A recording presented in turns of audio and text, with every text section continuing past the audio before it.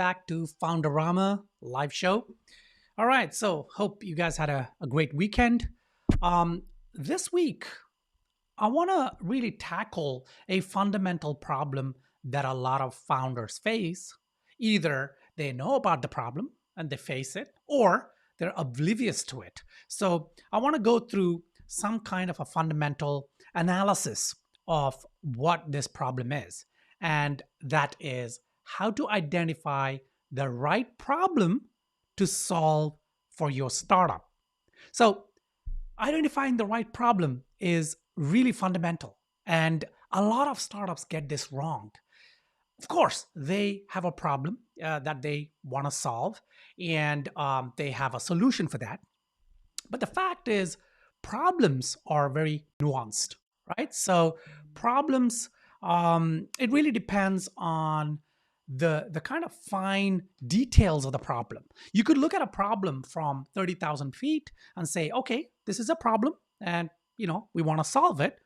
But then getting down to the ground level, working out the maze, now that is what sets successful startups apart from the unsuccessful ones.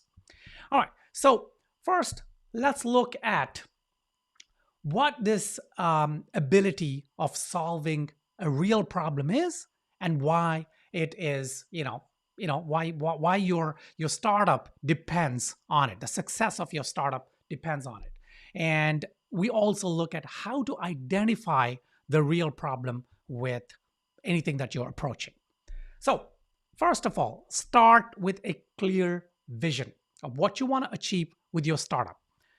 Okay, this may sound like an obvious thing, but clarity of the problem, the solution, and overall what your startup is about, that's fundamental. That's very critical.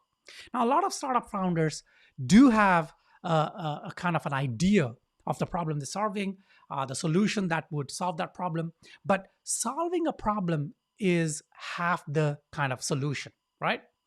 Half the work, so to speak. Because at the end of the day, are you solving the right problem, right? Because in terms of a startup, what is important, right? What is important? It's making money, obviously.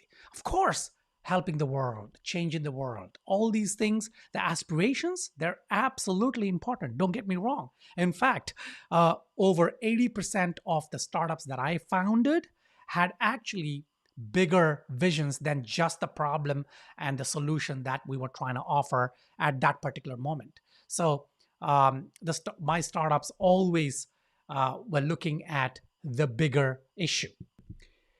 And determining what value your startup can provide and to whom, that is the important point, right? So identify your target audience, their pain points, and how your startup can solve their problems. So this is going beyond just looking at the problem from your perspective. Now, you might say, okay, I see this as a problem in this particular sector. And this could be because you've experienced that problem yourself, or you have a lot of experience within that market segment, and you do know the different kinds of problems that members or the target audience of that market segment may face, or usually do face on a daily basis. And then you say, okay, there's a gap in the market. Let me try and provide a solution for that. That's good, but you need to dig deeper. You need to identify their pain points and how your startup can solve their problem, not just at the problem level, but also at a macro level, right? So this is just about thinking about a holistic approach to this problem, this audience, and that market segment. Okay, a good example of a clear vision is Airbnb's original mission statement.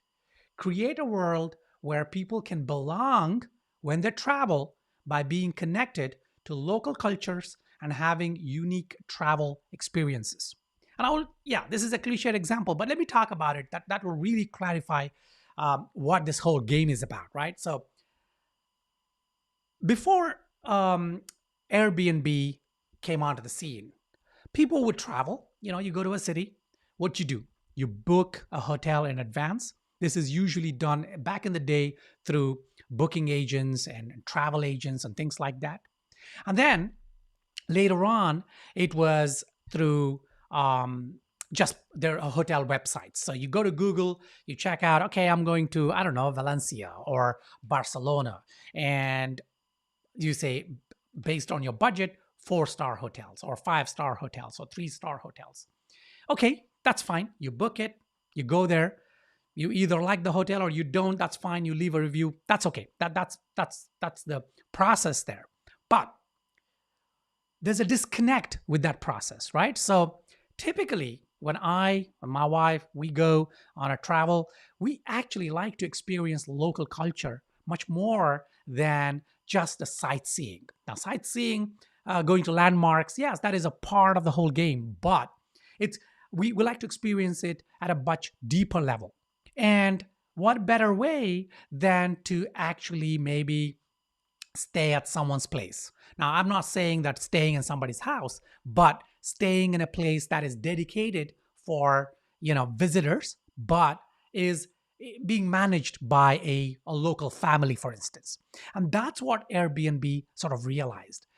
This kind of belonging when they travel. So when you go, you're not just a tourist in a city, but you actually belong there, right? How do you belong there? If you have access to local people. And how do you have access to local people? Yes, you do have access to local people in a hotel, but Airbnb, it's real people, it's real families that offer out, or they build custom built places to offer tourists that come, and then they're welcoming them, they talk to them, they advise them, they say these are great places to go. Yes, hotels also do that, but hotels usually have this kind of a tourist desk, and then they have these usual kind of tourist brochures. And sometimes a lot of them actually have kickbacks. So they suggest places that may not be necessarily that great, but they're probably expensive and all. So anyway, let me not go on and on about it. You understand what I'm saying. Now, that is a real problem, and Airbnb identified that,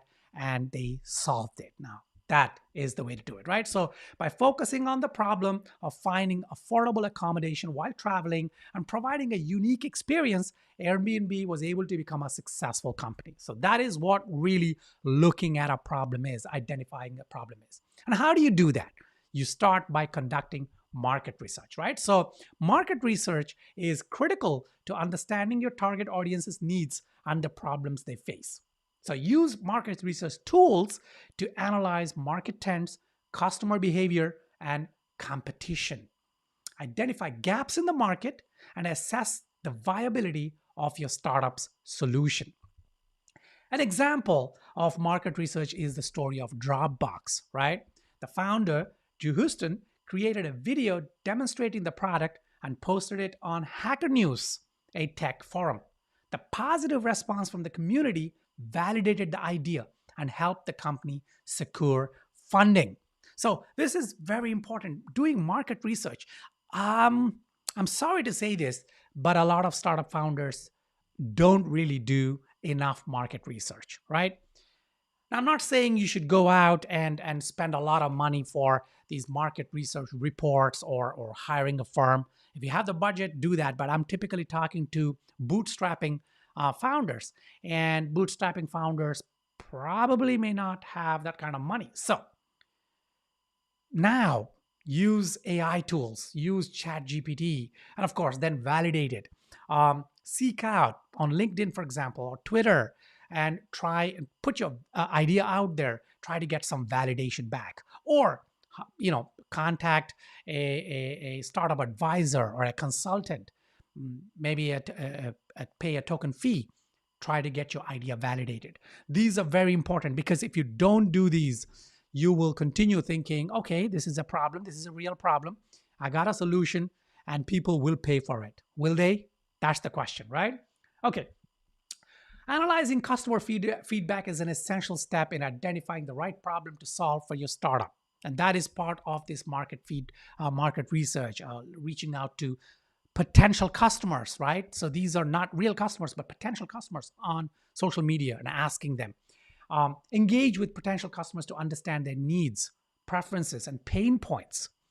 Gather feedback on your product or service and use it to iterate and improve your offering. So if you already have an MVP, yes, this is you get your beta testers, alpha testers to come in, and you get some feedback. But even if you don't have an MVP, put your idea out there and ask for feedback. One example of a company that prioritizes customer feedback is Slack.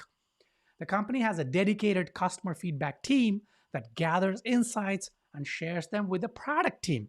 This has helped Slack improve its product and grow its customer base. Okay, consider the impact and scalability of your solution. So, th- all this means is stop thinking small, start thinking big, right? So, when identifying the right problem to solve, it is critical to consider the impact and scalability of the solution. Why? Because that determines your profitability, that determines your scaling, your growth, and eventually the exit. Assess the potential impact of your startup solution on the market, customers, and society. See whether your solution is scalable and can meet the needs of a growing customer base, because solutions that can meet the needs of a growing customer base are the ones that are profitable, that generate a lot of revenue and all that. A great example of a scalable solution is Uber, of course. I know, I've taken all cliched, but hey, you know, here I'm not trying to find unique examples. I'm trying to find examples that you already know and that have been wildly successful. By identifying the problem of finding transportation quickly and easily, Uber created a platform that can be used in cities all around the world. Enough said of that. Evaluate the competition. Understanding your competition is a crucial step in identifying the right problem to solve for your startup. So, yes, a lot of founders do that. They look at what the competition is out there, but don't look at it just so that you understand what is their pricing, how much money they're making. No, no, no, no, no. Look at them to see what is the real problem they're solving. Is it the exact same thing that I propose to solve, right? Analyzing a competitor's product and services, market positioning, pricing strategies, and customer engagement. These are important. Determine what sets your startup apart from the competition and use it to your advantage, because this tells you, are you unique enough? Are you going to have a USP? Are people going to pay for you? Are they going to leave the competition and come to you? One example of a company that differentiated itself from the competition is Warby Parker. I love that company. The company identified the problem of expensive and inaccessible eyewear glasses, right? And created a solution that was affordable, stylish, and easy to purchase online. So in the sea of really okay, so eyewear, and I've been wearing glasses since I was like 80 years old or something. So I'm a typical kind of customer. The pain points. So I wear eyeglasses. Either you have the cheap ones or you have the expensive ones. Now, the cheap ones are, of course, the quality is bad, right? They scratch up easily, they break easily, and then you just continue using scratched up glasses, and then what happens? Your eyesight gets worse, blah, blah, blah, right? And then you have the expensive ones, which are unaffordable.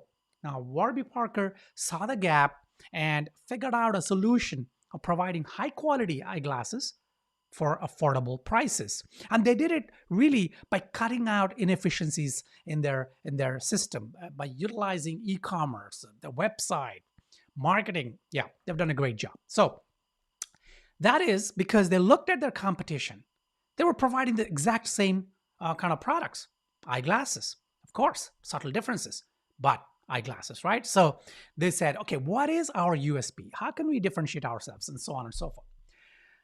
Identifying your USP is critical. This, what sets you apart from the competition and makes you stand out is critical, critical, critical. Even if you're solving a same problem as your competition, you need to figure out a way to set yourself apart, right?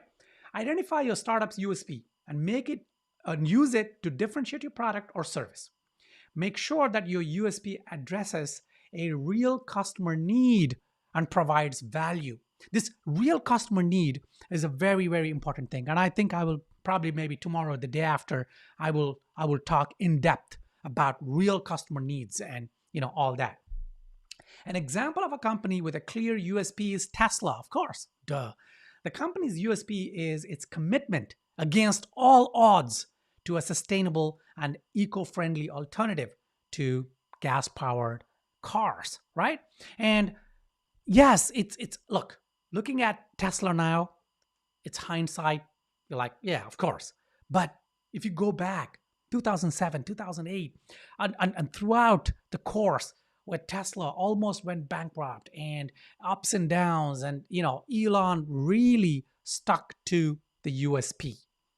The USP is what the mission, of course, is the USP. And that's what brought Tesla forward through all those issues.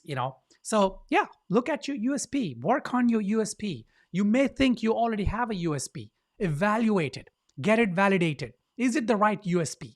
Is that USP going to make you money or your startup money? And does that align with the core values of your target audience? Does it align with what is good for this world, the change that you need to bring about, right? So work on all those things. Let's just conclude this. Start with a clear vision of what you want to achieve with your startup. Conduct market research to analyze market trends, customer behavior, and competition. Analyze customer feedback to understand their needs, preferences, and pain points. Consider the impact and scalability of the solution. Evaluate the competition and identify your USP. Use your USP to differentiate your product or service and provide value to customers.